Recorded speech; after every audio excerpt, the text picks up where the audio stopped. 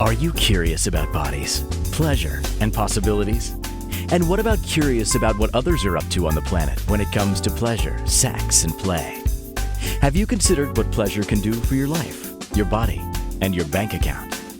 Do you know something magical, delightful, and out of this world orgasmic is not only possible for you, but totally available to you? If you're ready to be the magical, sexual, sexy beast you know you can be, and you just need the tools to get there, you're in the right place. Now, here's the host of The Pleasure Zone, sensual movement artist, relationship and sex alchemist, Milica Jelenic. Welcome, my sweet, sweet pleasure seekers. Tonight, we're having a fun conversation about safer sex tips that you never really thought of. Why? Because they're so random and they're fly writing out of my head. Like they're just gonna fly out of my head. And I think part of it is that I hear so many common sex tips for safer sex, like probably since I was 11 or 12, listening to Sex with Sue on Sunday nights in Canada on Q107. She always talked about use condoms. It was also the 80s, and there was massive AIDS and HIV scare going on. Although at the time, the scare was very much directed at all people in the LGBTQ community, but 100% more directed at all gay men. And for the first little chunk of time that AIDS was out in the world, it was actually called the GRD, gay-related disease. Yeah, we were that rude. That was the 80s, kids. So what has changed in terms of safe sex and safer sex in the last 40 years? What information are they giving us? Guess what? Not much more than they did 40 years ago. Condoms, that's pretty up there. In terms of education about STDs and other things for safety, they haven't really talked a lot about things that might be required to talk about. There are people now talking more about safe sex related to, in terms of when you're doing online dating apps and you're meeting complete strangers. And I have to say, like, this stuff is mind-boggling to me that people are going out and having sex with complete strangers, and this is considered totally normal. And I'm now coming from this from a moral standpoint. I'm coming from it from a health standpoint. This makes no sense to me when it comes to your health. So yes, I'm going to be grandma here, Grandma Milica, asking you what? Why you guys going out in the world and having sex with randos when you don't even know their last names half the time?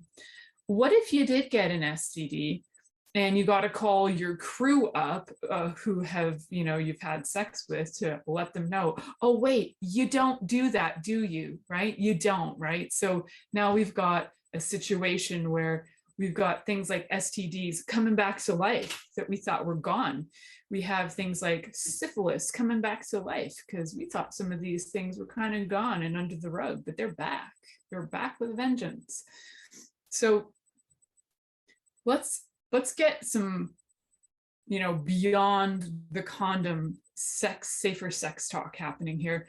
And yes, use your condoms. Although for some people, condoms could pretty much send you to the hospital if you're allergic to latex, right? So if you're allergic to latex, it could make you pretty ill.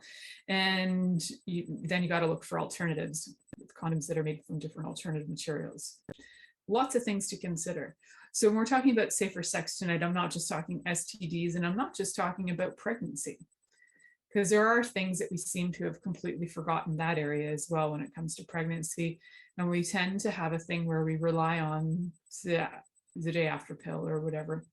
And there's huge talk in the US, of course, with all the things that have been going on with, taking away the rights of women to be able to have abortions. So this is 2022, and we're now losing rights left, right, and center. But guess what?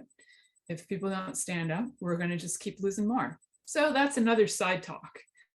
However, when it comes to safe sex and it comes to what else could happen to you, there's a heck of a lot of things. And some of these stories are going to be funny, some of them not. And a lot of them are funny stories that I actually know people who have told me these stories. And so I will likely share a few of those that I find very funny, but also could be hugely painful to people. So we'll talk about some of those hugely funny, totally probably painful stories as well that you would never expect, but it's all about safety.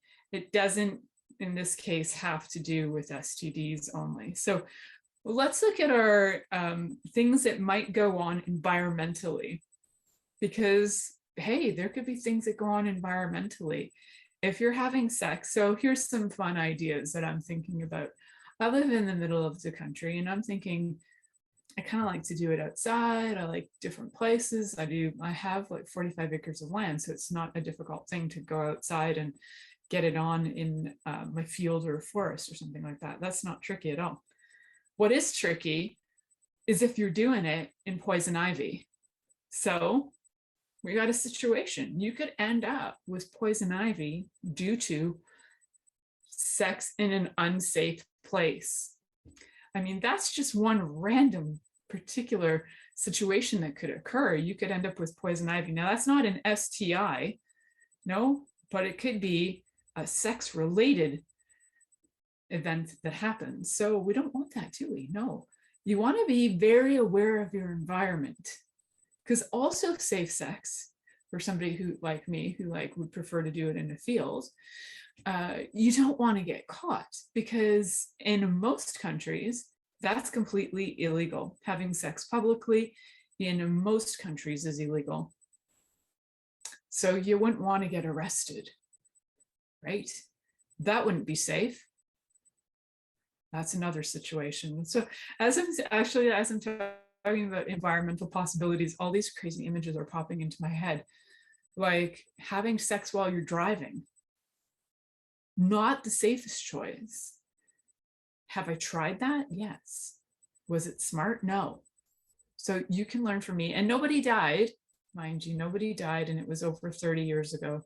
Was just about 26 years ago.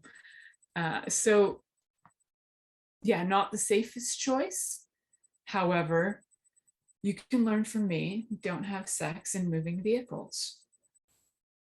And, don't give blowjobs to the driver.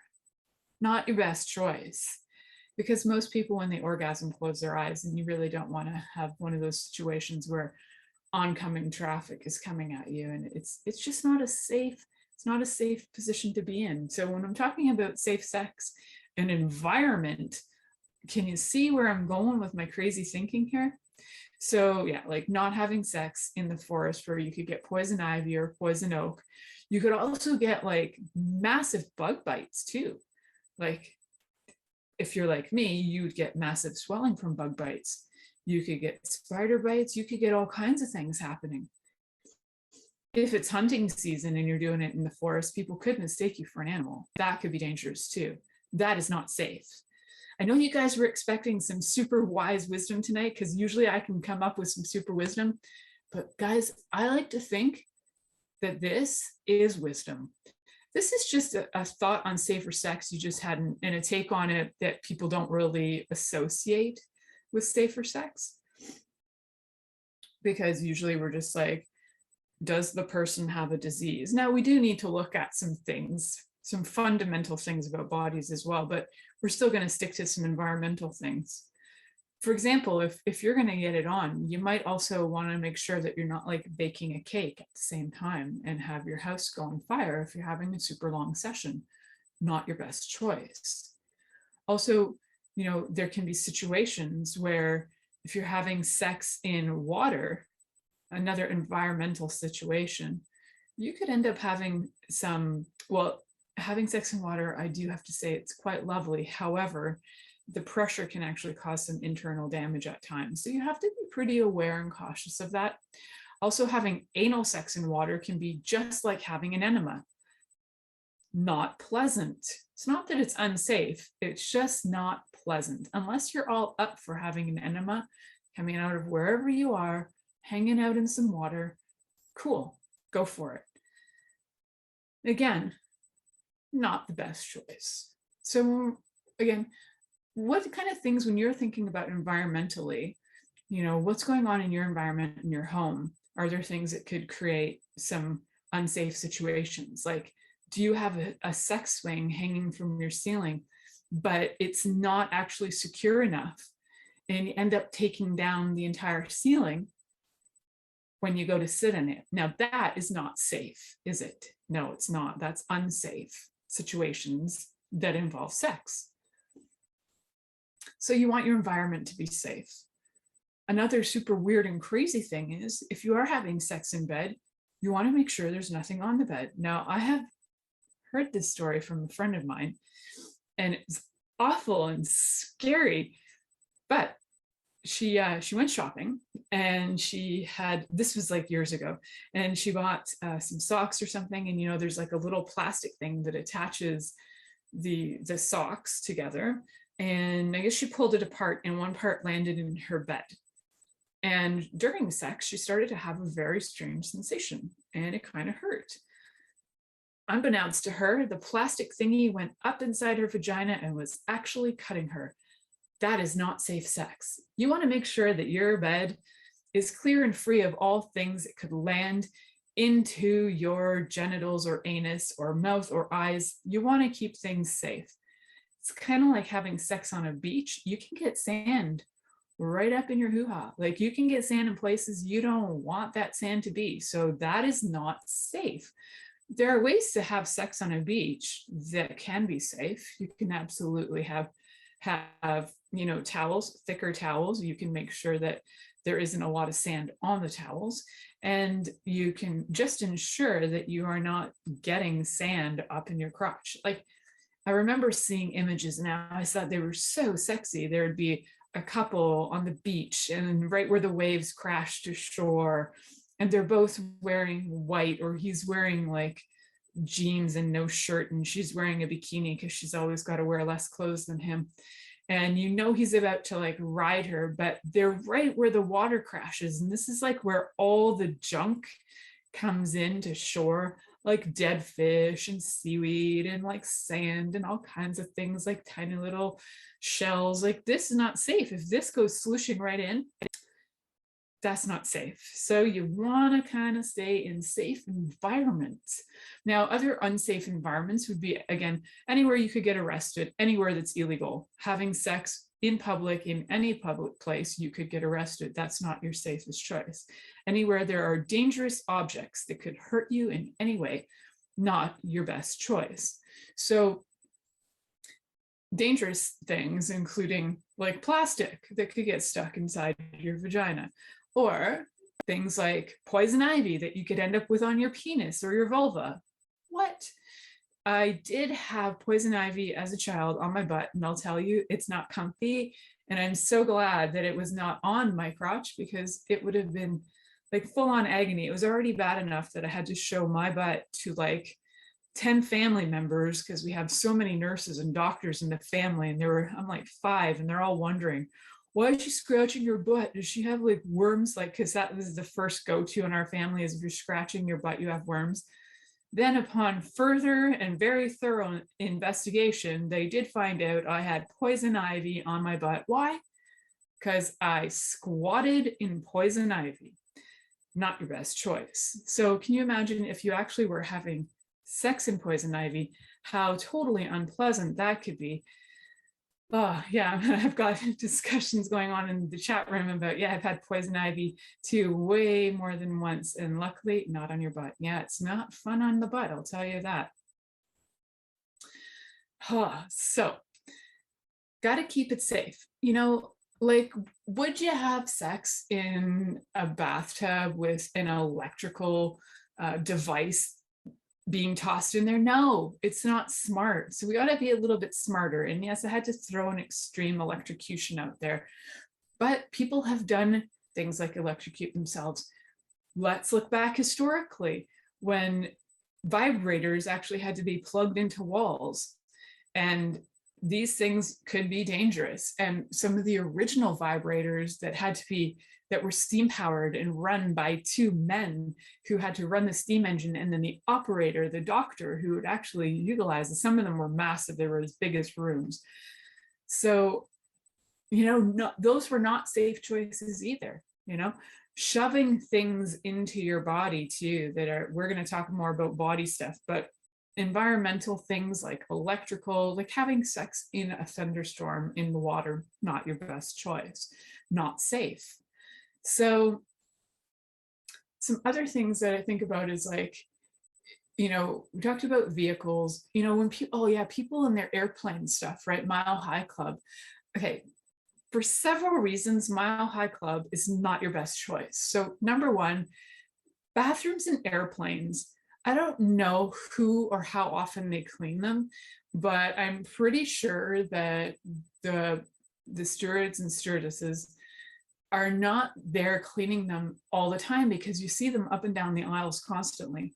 Who's cleaning those toilets?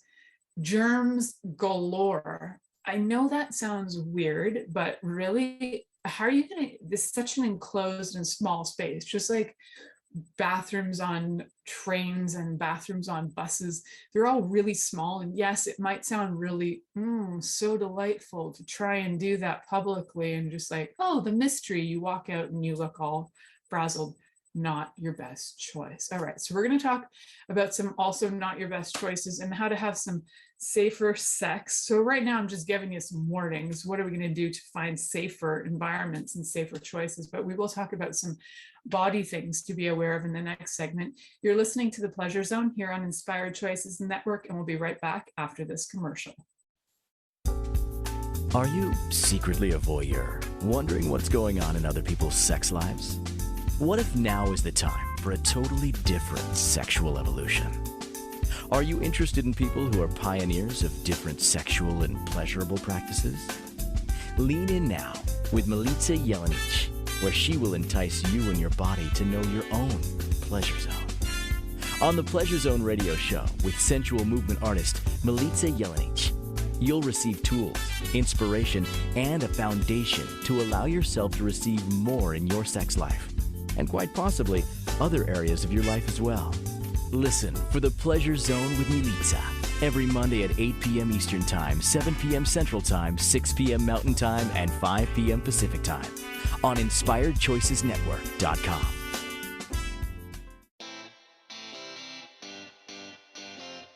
Are you a subject matter expert? Are you here to share your expertise with an audience waiting to hear from you in only the way you can deliver? Are you ready to have your voice amplified across the airwaves? Inspired Choices Network has a global radio platform streaming to millions of people across the world. Professionally produced and supported by an accomplished team every step of the way, you can broadcast from anywhere in the world, knowing your voice matters, and we ensure it is delivered with ease and efficiency. Eager to hear your message, the world awaits. Contact us today to become an Inspired Choices Network radio host. Email become a host at InspiredChoicesNetwork.com. This is The Pleasure Zone with sensual movement artist Milica Jelenic.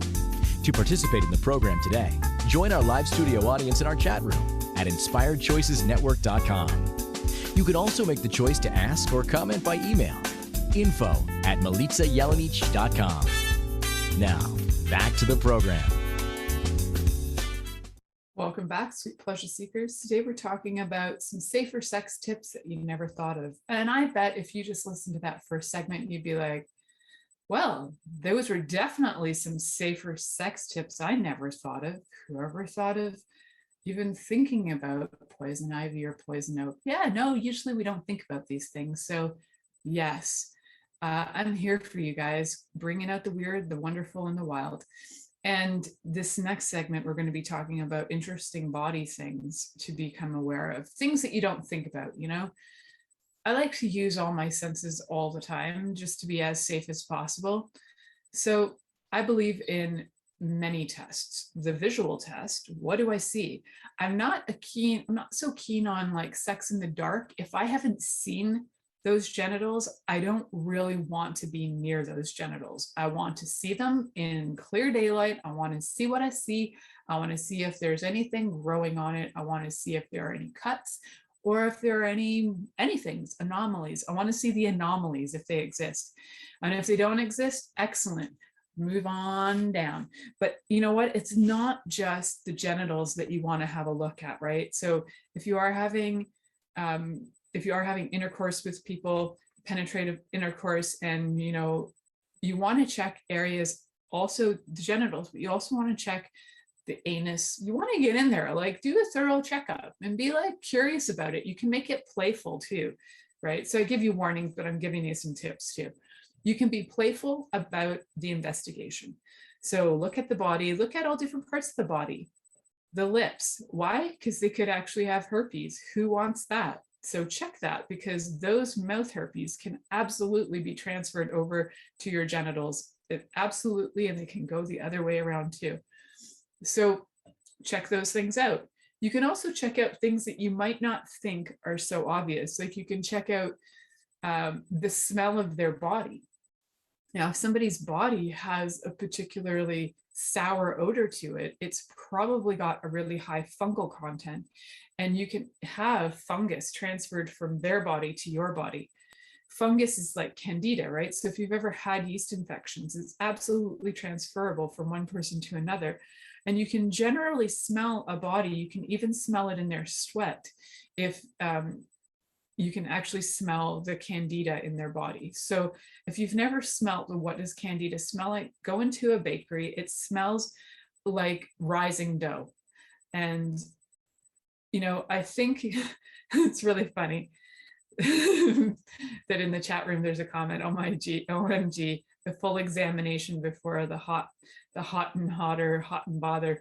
Yeah, you can make it sexy though. So you don't have to worry about having, oh my God, I'm going to do an investigation in your whole body and see if you're safe or not. But you can for sure. Another one for me is I smell for things like alcohol. I smell for it as if I'm like so actively seeking this, but I have in my life, I do smell for that, and I can smell it on bodies really fast. I don't find alcohol attractive at all. Especially that I have had experience where I had a partner who was an alcoholic, and there was nothing sexy about the smell of alcohol. In fact, it was a complete turnoff. It can dry up my vulva faster than freaking hot air in the Sahara Desert. So I don't find it sexy at all. And so I smell for that. I also smell for other things. I know this is going to be weird, but I smell for things like cigarettes. Why? Because for one, my body is highly sensitive to cigarettes. Even when I smell them, I have like an allergic reaction. But if a person doesn't know that, they can have nicotine on their fingers. They can transfer it to your body. And if you are sensitive to it, you can get burns. And then, I've had several clients be like, I don't know, I have this like burn. And I'm like, okay, did somebody were you touched by poisons? No. Was somebody who smokes touched you? Yeah. Okay, cool. Well, that's where we're at. And it's like, there are actually 4,000 chemicals in cigarettes. So being touched by, any one of those could lead to having your skin be raw or feel burned or whatever. So I look for weird things. I look for things that I want to be aware of. I like a lover who is present. So alcohol and drugs do not make your partner present. So I look for that, because if you're not present, what's the point? You might as well stick it in a freaking hole in the wall, glory hole. Like, you don't have to actually have the person there. If you don't know what a glory hole is, that is another reference to the 80s. Glory holes. So my mom had a lot of friends in the 80s who were, and they're still around and they're still her friends, but a lot of gay friends in the 80s, and they used to just go to places and there'd be a hole in the wall and you didn't know what was on the other side. Those were glory holes. Also a reference to strangely glass blowing. When you're doing glass blowing, you actually put your glass into a glory hole. I love glass blowing, so I had to throw in a reference there. Yes, so back to the full examination. You're looking for smells and sights. So what are you looking for sights? So some things you might not consider too is, does the person have like pink eye? That's highly transferable too. Does the person have anything going on in their skin that could be contagious, like herpes? Or you know what, even when the microbiome of somebody's skin isn't very healthy, they can actually change your healthy microbiome into less healthy microbiome. So you want to be with somebody who's actually quite healthy, who has a healthy microbiome, both externally on their skin and internally as well. So I know it sounds like almost hyper paranoid, but it's having awareness. And this is really the key, is like having super awareness. And how can you be aware of stuff if you don't know what you're looking for? So I'm just giving you some keys for what to look for. So, you know, you're going to look for open things, especially on the genitals. You want to look for anything that's like an open cut, an abrasion, burn looking marks too, or anything that looks like there are bumps, or a little like pimple things. You want to look for anything that could be contagious. Like, you can absolutely also catch, what is that one that's going around? It's the older people one that's like chicken pox. Can't remember the name of it for some reason, whatever. So, well, even like chicken pox when you're a teenager, or even in your 20s, you don't want to be catching any of that stuff. So you want to check the skin and see, is this happening? Because you really want to avoid any and all forms of anything contagious. So what else you can catch are some weird things, like there are strep bees that can be caught in your genitals as well. However, they don't actually know how they come up in adults. They swear it's not through mouth genital contact, but we don't really know, because they also say they don't really know. So certain things, like if a person has a cold, just stay away from the other person's genitals. Like, don't have oral sex on that. And also don't go for kissing. So I'm not adverse to having sex when somebody's got a cold. In fact, sometimes for me, it'll heal my body, but I'll just be like, my husband knows my favorite is doggy style anyway. So it's all good that we can just go doggy style if he's got a cough or I've got a cough. These were part of my tips and tools at the beginning of COVID, how you could have sex and keep yourself 6 feet apart. So shingles, thank you. The adult chicken pox that I was talking about. Shingles, highly contagious, and absolutely you can catch it during sex. Even sometimes a person might not even be presenting anything like shingles, but you know, even if they have something that looks a little confusing, know what these things look like, get some images, know what they look like, and that way you can avoid some of these highly contagious, and something like shingles, highly painful. And you can absolutely get shingles on your genitals, absolutely painful. So you want to avoid all things like that. I had chickenpox in my 20s, literally from head to toe. 23 years old, I was 22 or 23. And when I say everywhere, I mean everywhere. It was painful. However, I did know resources, and I got some crazy herbage going on, got some herbs. I wasn't smoking pot, but I got herbs to drink as a tea, and in 3 days they went full force and they fell off. So those were awesome. If you happen to get something like that, there are ways through it definitely that are faster and more effective than you can imagine, so you don't have to sit and be tortured by it. But by all means, if you're not into the herbal or holistic version of life, you can always go to the doctor immediately after noticing anything like that. Sooner the better, and you want to get whatever antibiotics you need in there as fast as possible. I know it sounds crazy, but I'm going to name another one, because my uncle, a dentist, you know, he really shared one with me that was fascinating. As I mentioned, the microbiome.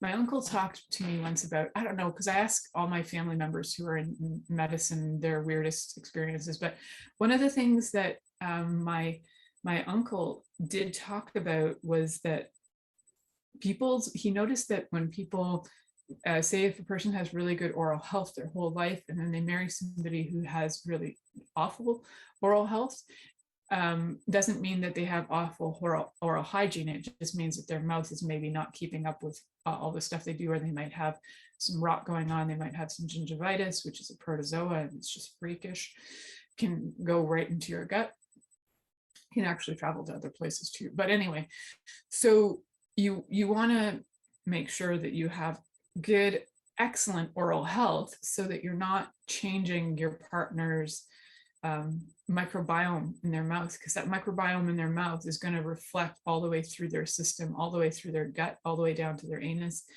But the microbiome is everywhere in the body. A lot of it is stuff that we can replenish through food. So it has to do with our digestive system. So you want to be aware of that. Also, there's a cool note in the chat room that chiropractic is really good for shingles. Absolutely, because chiropractic works on the nervous system and shingles is nervous system related. So all really great tips and tools. So we're going to head to our next commercial. You're listening to The Pleasure Zone here on Inspired Choices Network, and we'll be right back after this commercial.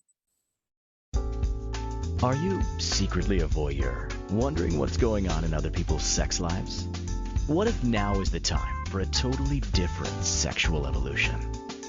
Are you interested in people who are pioneers of different sexual and pleasurable practices? Lean in now with Milica Jelenic, where she will entice you and your body to know your own pleasure zone. On the Pleasure Zone radio show with sensual movement artist Milica Jelenic, you'll receive tools, inspiration, and a foundation to allow yourself to receive more in your sex life, and quite possibly other areas of your life as well. Listen for The Pleasure Zone with Milica every Monday at 8 p.m. Eastern Time, 7 p.m. Central Time, 6 p.m. Mountain Time, and 5 p.m. Pacific Time on InspiredChoicesNetwork.com.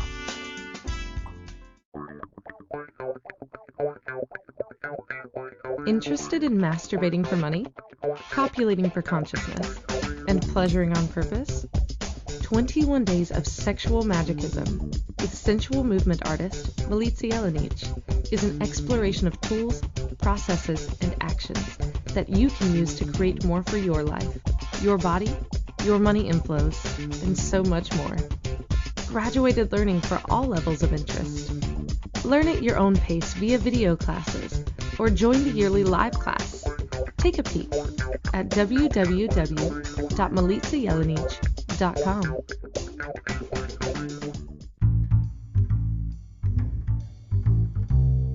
How wonderful would it be to carry your favorite Inspired Choices Network host with you throughout your day? Well, now you can. Inspired Choices Network now has its very own mobile app. Our free app offers live streaming shows, along with thousands of podcasts and TV episodes. Our shows cover a wide variety of topics. Whether you're waking up with us, carrying us through the day, and taking us to bed with you, we're always here for you to enjoy. We're easy to find. Just search for Inspired Choices Network in the Apple App Store or Google Play Store. This is The Pleasure Zone with sensual movement artist Milica Jelenic. To participate in the program today, join our live studio audience in our chat room at InspiredChoicesNetwork.com. You can also make the choice to ask or comment by email, info@MilicaJelenic.com. Now, back to the program. Welcome back, sweet pleasure seekers. Tonight we're talking about safer sex that you never really thought about. So, safer sex tips. Well, some of the sex tips are to get you to become aware of some of the things that could be dangerous. Dangerous in fun and silly ways, but also dangerous in ways that could actually affect your health, like things like catching shingles from somebody or ending up with warts for the rest of your life. You know, genital warts or whatever. You don't want these highly contagious things going on in your body. I know, call me crazy. Maybe you do. I don't know. Maybe it's what you're looking for. You're looking for highly contagious chronic diseases that you're going to have for the rest of your life that you can pass on to all your lovers like a really bad present. Merry Christmas. Not so much. So, you know what? I was also thinking about on the break some fetishes that can be kind of iffy. Like when, you know, if you've got some foot funk going on and somebody's into, you know, foot fetishes, they'd have to, for one, if they're into dirty feet, then they might actually be into feet that have funk on them, like not just dirt, but also things like fungus or whatever. Try not to have your fetishes kill you. That's, you know, that's I think that's my greatest wisdom I can share with you is try to have a fetish that's not going to kill you or leave you and your health damaged for life, right? I hashtag best advice ever. So foot fungus, not a good choice of something. Say, for example, if you like to suck on toes and that person has some funky foot fungus going on, not your best choice to suck on those toes. I know that sounds logical, but honest to God, I've run into some really interesting and weird things. And so, yeah, just fair warning. I don't have a foot fetish, so that's not my thing, but I can respect when people do. And I especially like the foot fetish of a clean foot. If you're going to have a fetish, have it a little swinging on the OCD of cleanliness side. That's my motto. But I'm all about safety. And also sometimes there is no, like if a person's going to catch a disease, it may not be consensual. Like you could even tell them, it would be kind of you to go, look, not a good idea to suck my toes because I might have something, going on there. But you might not, because a lot of people are just too chicken shit, or they just don't care enough about other people to say anything. And thus we end up having things passed on over and over and over again. Yes, so there is in the chat room, soak their feet in vinegar. There's amazing foot soaks out there, tons and tons of them. If you actually want to know some foot soaks, I have about 5 of them that I have in my roster of recipes to give to people if you do have that foot fungal thing going on. You can also use them for full body baths. So things to do is to smell for bodies that have a funk about them. A funk that if your gut kind of like feels like hurling, you probably don't want to go there. So for example, penises that haven't been circumcised, so penises that still have foreskin, sometimes they have issues of smegma, and you want to retract that foreskin and clean that out, because it's not an attractive offering to give somebody if you've got funk going on. I have a client who called me a couple of weeks ago, really sweet woman, and she hasn't been highly educated in anything sex related. So I'm usually her go-to when it comes to all questions sex. And it's really cool because she's really brave and, calls me, even though she's in her like 60s or 70s. And she asked me, about a situation she came across. And I said, yeah, that's not like a good situation. Like you really want to make sure that is a clean penis before it goes in your body. And absolutely do the look test, do the smell test, and do all these. And she's like, oh, wow. So this is things we are not actually taught in school, is to do the visual test, the smell test, and then if those all pass, do the lick test. If it still tastes okay, keep going. But a lot of times we just don't do those. Like if you actually are blind and you can't see at all, if you're visually impaired, you can still smell. So you use your senses, all the senses that you have, use them to be able to help you. If you've got, a sense of touch, and some people don't have a very strong sense of touch, but if you have a strong sense of touch, you can even feel if there's bumps, lumps, and problems going on genitals. And guess what? Don't dive in when that's going on. Don't dive in with anything like hands, face, feet, mouth, like whatever. Don't dive in. Just don't dive in. So yeah, I get that I'm kind of sounding like I'm alarming, and I get that I might be freaking some of you out. However, these are things that I actually come across in my daily life, in conversation, in different situations where people have these things going on. And I do think that we need more information out there about what to look for and check for in bodies, because we just don't know. We're just not educated in that way. And it's not something that people share with us. So we've got to educate ourselves. It's not going to be something they're going to bring into the curriculum. They barely cover what they need to in curriculum in schools. So they're really not going to cover some of this more extraneous information, more stuff that maybe people think is extraneous. They don't think we need it, but we actually do. We need all of this information. And we also need to know certain other things about safety. When we're talking about safety, we're not just talking about how to be safe. Oh, good. Now, okay, cool. The body is safe. Well, for one thing, how did we get into the situation? Like, how did we're in this room, we've checked the environment, all of that. We've checked the body. Cool. Did we do all the precursors? Like, I do know that I mentioned earlier about all of these online dating situations where people are just hopping in the sack and they barely even know each other's name. They might just know their online name, but they certainly don't know anything about the person, and they may never see these people ever again. If you're smart, you are going to track these things. You're going to know these people. You're actually going to get to know them, right? If you're going out there and you're prostituting yourself for free and having sex with people for free, you're doing volunteer work. And I hope you realize you're doing volunteer work. You know, if you have volunteer work hours that you need to account for, maybe you can get some of these people to just go, yeah, so volunteered sex with me for free. Absolutely, for free. This is free prostitution, what you're doing, by the way.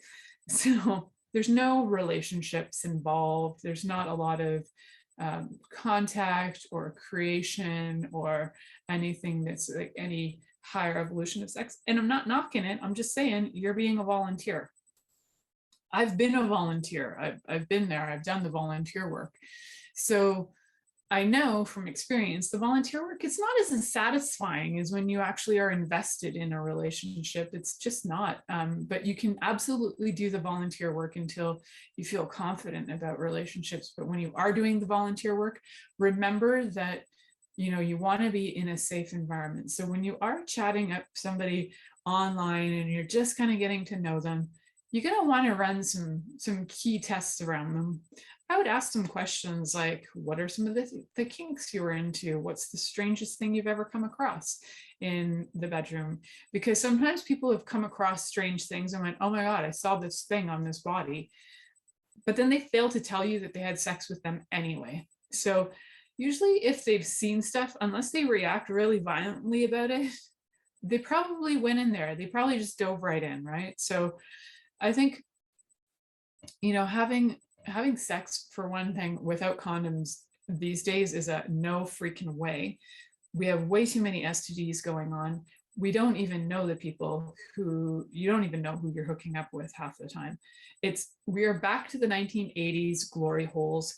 You know, how we got to this place is so beyond me, because in the 80s, we had so much information, and I think that it was driven into my generation and even the generation before me so much that we're like, no sex without condoms. We're not idiots. We're not interested in STDs, STIs. However, there's a whole new generation out there that seems to think these things don't even exist. Again, I don't know if they just think condoms are only for, you know, pregnancy, and for some reason they think they're immune to getting people pregnant. I don't know. There are situations that I just don't understand. So, oh, there's an interesting comment. I don't know that the skin tags on bodies means that they have HPV. Not always. It can be something else, but skin tags can also be, so that's a comment in the chat room. Skin tags can also be a sign that somebody has ovarian cysts as well. So there's a bunch of different situations that skin tags can come up for. They can also be a result of different situations. There's so many situations. I could probably do a whole show on skin tags, but things to look for. Yes, there could be ovarian cysts. There could be possibly HPV, but it's not a 100% sign. So HPV, human papilloma virus, not something you want to catch. Again, that's something that they're trying to give a whole bunch of vaccines out for, and have been doing that for over 20 years. And I do know that there is a class action suit going on against that particular vaccine, especially for certain companies. And it's still going out in the world, even though there are thousands of people in a class action suit against the HPV vaccine. And that doesn't surprise me at all. So, what else? Oh yeah, so cancer, right? Just even that comment there, when you look at that, is like HPV can lead to cervical cancer. However, there is way more information out there about cancers that are not just that. So, do as much research or contact me. I'd be happy to share information with you privately through sessions, because frankly, that's not something I'm going to talk about on this radio show for the most part. That is something I talk about with my clients if they want to know what's going on with their body and where that started and how that began. I can usually track that, and it's something that we can usually find a resolution for. So you can always connect with me through my website, milicajelenic.com, and milicajelenic.com. So you can contact me there. So we're going to head to our next and last commercial break of the evening. You're listening to The Pleasure Zone here on Inspired Choices Network, and we'll be right back after this commercial. Are you secretly a voyeur, wondering what's going on in other people's sex lives? What if now is the time for a totally different sexual evolution? Are you interested in people who are pioneers of different sexual and pleasurable practices? Lean in now with Milica Jelenic, where she will entice you and your body to know your own pleasure zone. On the Pleasure Zone radio show with sensual movement artist Milica Jelenic, you'll receive tools, inspiration, and a foundation to allow yourself to receive more in your sex life, and quite possibly other areas of your life as well. Listen for the Pleasure Zone with Milica every Monday at 8 p.m. Eastern Time, 7 p.m. Central Time, 6 p.m. Mountain Time, and 5 p.m. Pacific Time on InspiredChoicesNetwork.com. This is the Pleasure Zone with sensual movement artist Milica Jelenic. To participate in the program today, join our live studio audience in our chat room at InspiredChoicesNetwork.com. You can also make the choice to ask or comment by email, info@milicajelenic.com. Now, back to the program. Welcome back, my sweet pleasure seekers. So what we've talked about so far is, in the first segment, we talked about environmental things to look for, whether it's, don't get in that swimming pool with some electrical devices thrown in there. You don't want to get electrocuted and have sex. Now, that was kind of an extreme example, but there were those. Then we talked about bodies and things to look for, looking at bodies specifically visually. If you have sight, use your sight to see. What can you see? Make it delightful. Make it an experience that's fun. It's like, oh, I really want to see you naked and I want to examine every inch of your body. Make it sexy so it's not weird. And then even after that,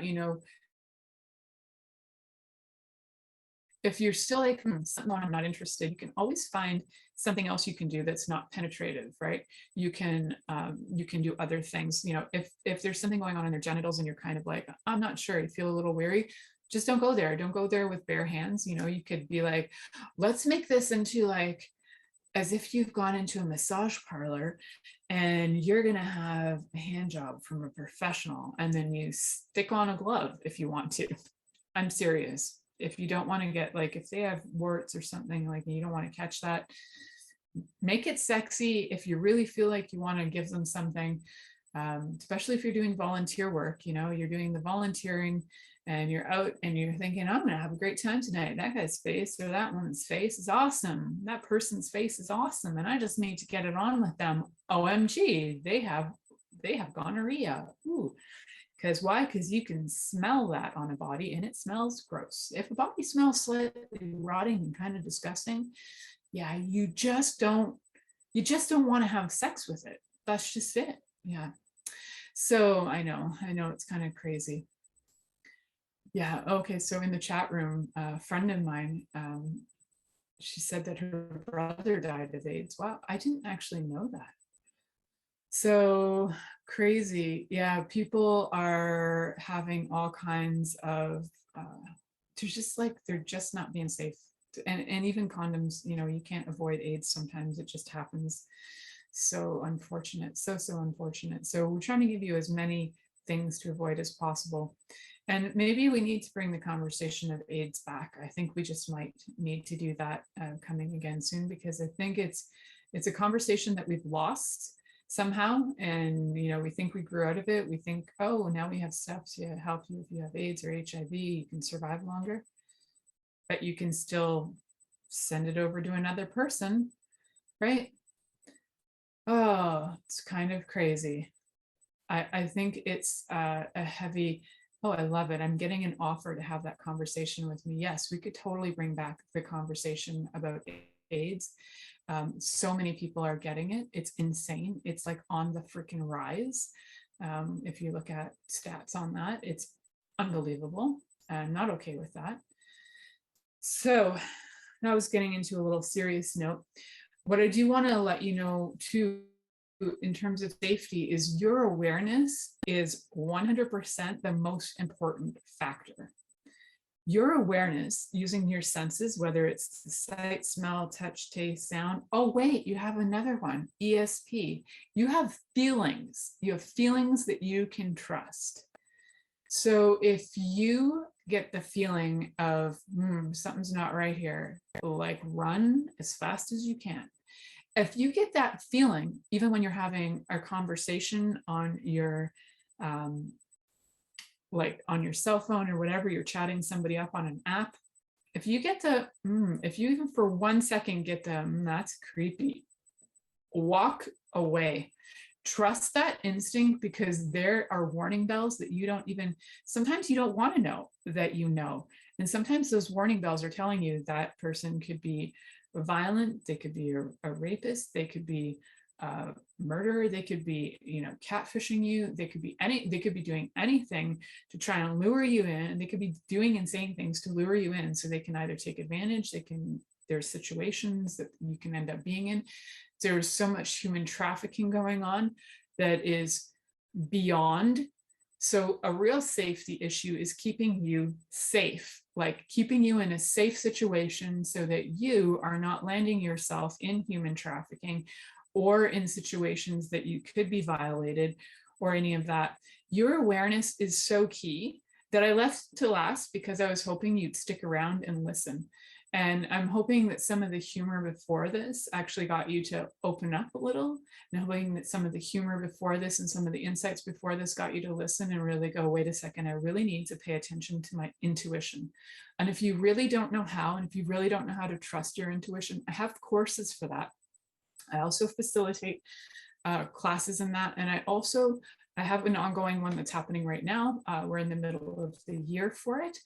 I have also personal coaching that I do with people for that as well. To me, one of the most valuable things on the planet is your intuition. Your gut and your instinct is more valuable than any gold or any vehicles or any houses or any other person ever. Your knowing and what you know for you is more important than anything that you can ever imagine. And so many times, I bet you've landed in situations and went, oh man, I shouldn't have done that. And then you get things, things freaking show up. You could end up in, places where, well, who knows, maybe like the police raided or something. Like I've been in weird situations in my life. So like police raids, I have been in those, and I have been in situations in my early 20s where I wasn't honoring my intuition. I was honoring everybody else's intuition. They were like, it's that whole weird thing with you don't want to be left out, you want to belong.